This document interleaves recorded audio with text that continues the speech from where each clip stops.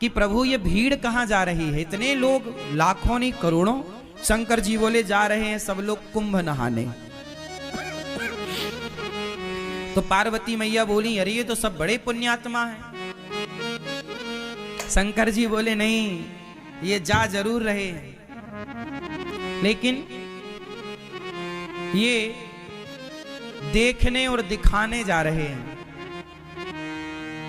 चलो देख आवे कितना बड़ा मेला भरा है, और दिखाने के जी हम भी गए थे, तुम तो गए नहीं। तो ये देखने और दिखाने जा रहे हैं।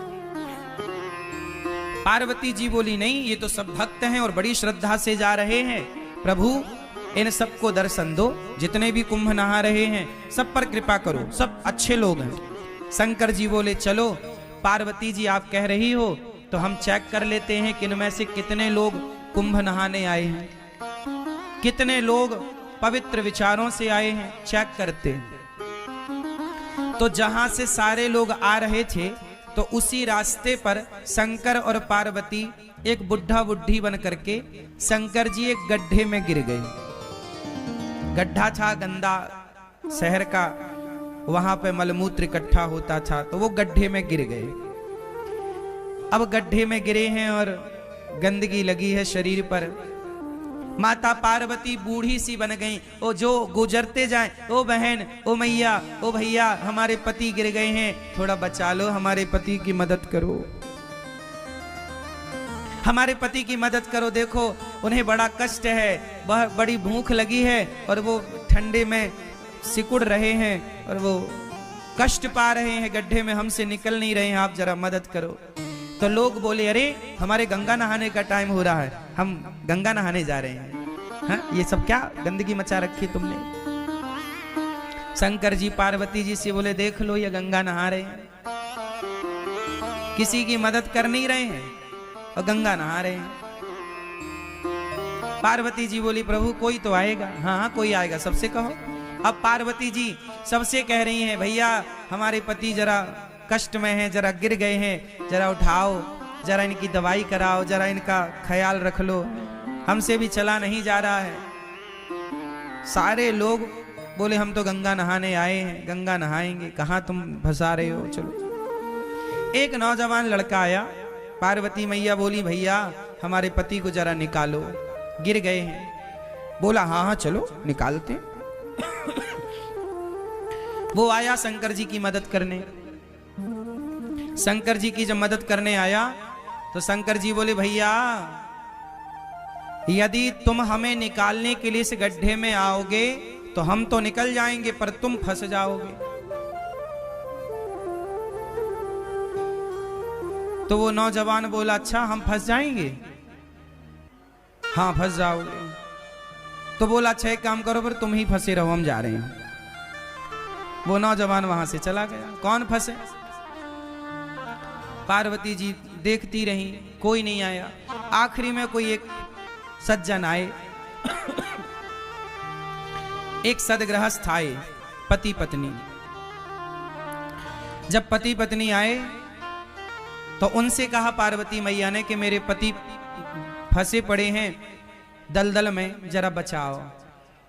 वो गृहस्थ पति बोला, पुरुष बोला कि जी अभी मैं बचाता हूं। शंकर जी बोले कि यदि तुम यहां हमें बचाने आओगे तुम फंस जाओगे। तब उस आदमी ने कहा कि महाराज मैं भले फंस जाऊं, मुझे भले कष्ट हो, पर आपको कष्ट ना हो। मैं फंसूं तो फंसूं, आप ना फंसे, मैं कष्ट उठाऊं तो उठाऊं, आप ना उठाएं। ये कहकर के वो आदमी उस गड्ढे में कूदा, शंकर जी को कंधे पर बिठाया, जोर लगाया, उठाया, बाहर किया। और जब बाहर किया तो शंकर जी ने भी उसे बाहर किया।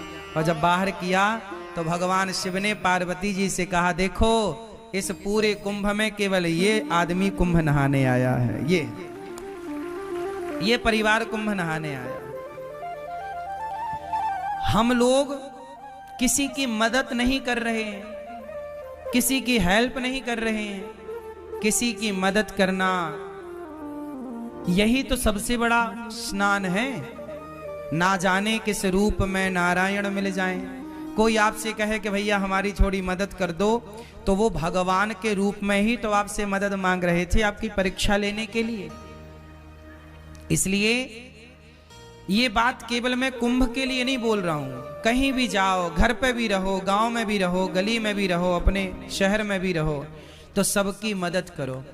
शंकर जी बोले कि तुम फंस जाओगे इस गड्ढे में, बोले फंस जाऊं, कोई बात नहीं। जो स्वयं दुखी होकर औरों का दुख दूर करता है वही सबसे बड़ा भक्त है। शंकर जी ने कहा तुम थोड़ी दुखी होगे, शंकर जी ने उसे दर्शन दिया। और दर्शन क्या दिया, शंकर पार्वती उसे अपने साथ ले गए, चलो वहीं आनंद से रहना। तो ये है दर्शन।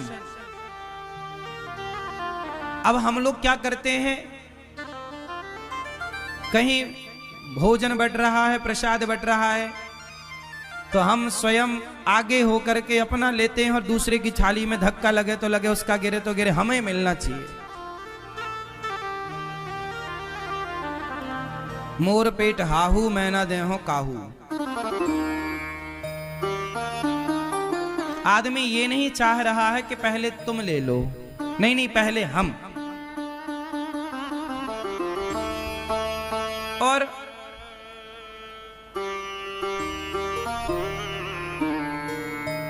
दर्शन, दर्शन का मतलब लोग समझ ही नहीं रहे। धाम में आओ ना, प्रयाग जी में आओ, वृंदावन आओ, यमुना जी आओ, अयोध्या जी जाओ, जहां भी जाओ वहां क्या करना चाहिए। अच्छा ये बताओ, गंगा जी में जब आप डुबकी लगाए तो किस तरफ मुंह करके डुबकी लगाए? स्नान कैसे करना चाहिए? सुनो, स्नान करने की भी एक विधा है। तीर्थों में स्नान कैसे करना चाहिए? सुनो, सबसे पहले गंगा जी जाओ, तो जाओ कैसे पहले ये समझो। अपने कमरे में ही फ्रेश होकर के आधा स्नान अपने कमरे में कर लो। फ्रेश हो जाओ, थोड़ा आधा स्नान कर लो, क्योंकि गंगा अपने आप में एक मंदिर है। गंगा अपने आप में कौन है?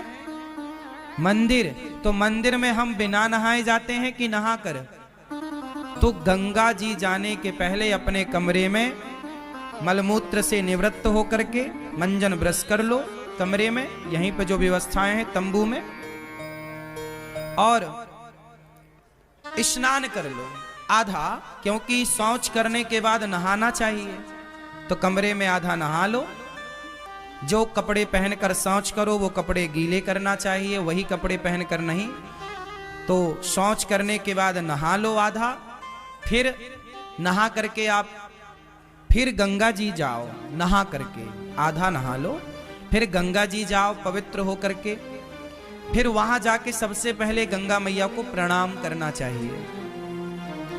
जाके ये नहीं सीधे पांव डाल दे, नहीं, सबसे पहले गंगा जी के पास बैठ के हाथ से गंगा मैया का पहले तो मस्तक झुकाकर गंगा मैया को प्रणाम करो, फिर हाथों से थोड़ा जल उठाकर सबसे पहले अपने मस्तक पर डालो। कहाँ डालो? अपने मस्तक पर जल डालो। हे गंगा मैया हमारे माथे पर विराजिए।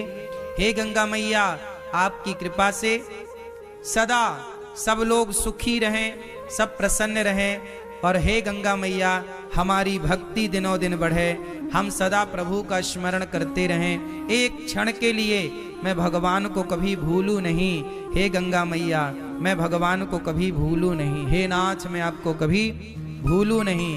हे गंगा मैया आखिरी सांस तक मैं आपका दर्शन करने आती रहूं, अपने पांव से चलकर अपनी आंखों से आपको देखती रहूं, और आपकी कृपा से आपका दर्श परस करते, भगवान का नाम सुनते सुनते, भगवान की कथा सुनते सुनते मेरे प्राण जाए मैया, यही वरदान दो। आपका नाम जपते जपते, भगवान का गुणगान गाते गाते प्राण जाएं।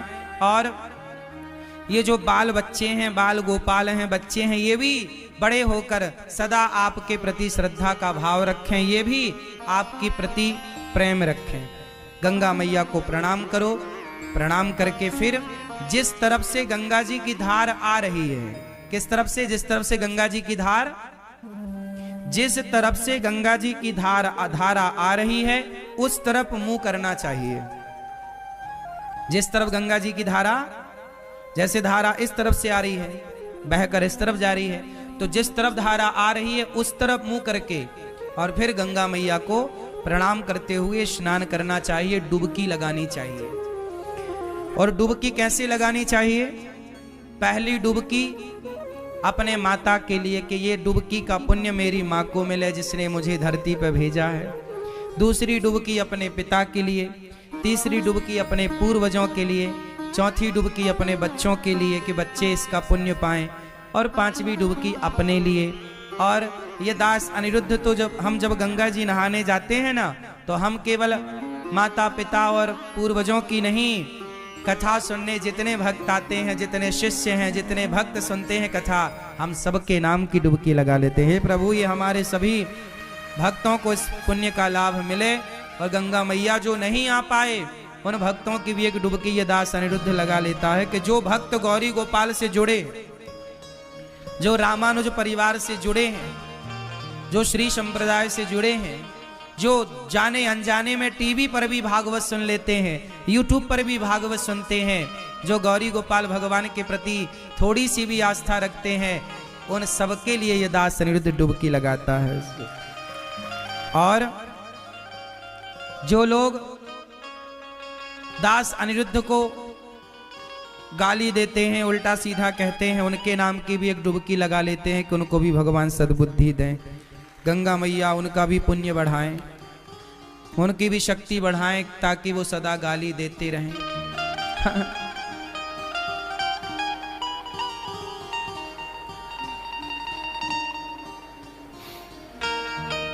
क्योंकि बैलेंस बना के चलना चाहिए ना।